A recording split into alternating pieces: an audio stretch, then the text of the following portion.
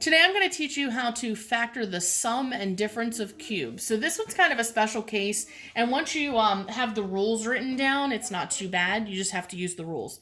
So you need to write these rules down somewhere on your paper. So it's a to the third plus b to the third equals parentheses a plus b, parentheses a squared minus ab plus b squared.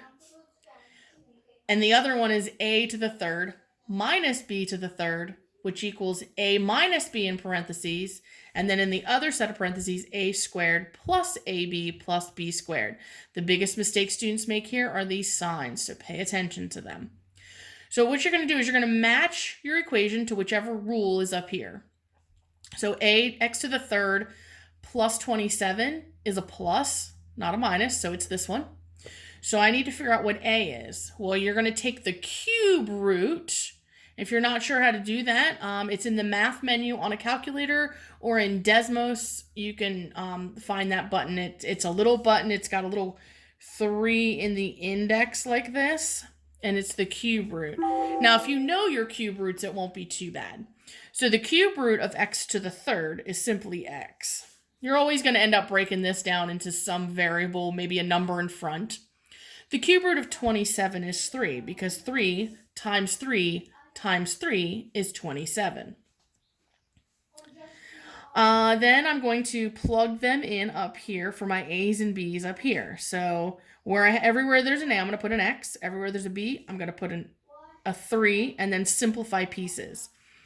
So in my parentheses here, I'm going to have x plus 3 goes in the first parenthesis.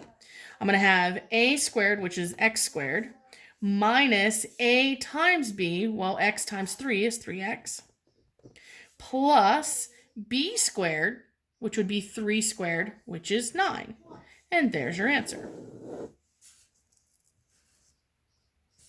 For this one, a, the cube root of 8 is 2. The cube root of 64 is 4. So there's your a and b. Now we're going to match this one to the minus one up here and use those rules. I need to slide it up a little bit. Using the minus rules up here and substituting back in, a is 2x, minus b is minus 4. The biggest mistake is students will actually put minus b right there because they'll forget. Make sure you're substituting in these parts. A squared, now when we do this, 2x squared, you actually have to square the 2 and the x. So 2 squared is 4, and x squared is x squared. Plus a times b, 2x times 4 is 8x. And then b squared plus b squared would be 16. And that is your final answer. You're now ready to practice.